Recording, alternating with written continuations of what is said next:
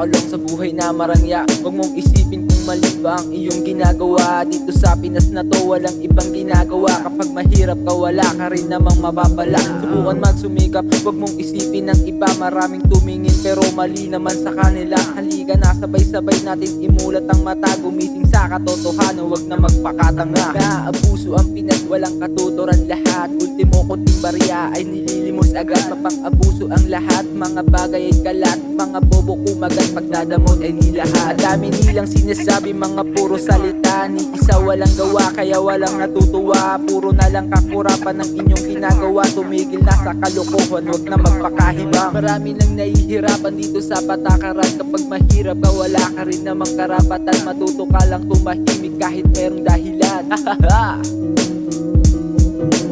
Sistema dapat talaga ang binabago. Lahat ng mga tao ay sa pera nakasentro. Madami ng mayaman sa Pinas, purong kurakot. Kung sino pang mapera ay sila itong madamot. Mahirap ang alipin ng mapera sa Pinas, kaya hindi ka aasenso kung hindi ka aatras sa mga taong abusado. Kala mo'y kinapanalo, sipagan mo lang palagi kahit di ka sigurado.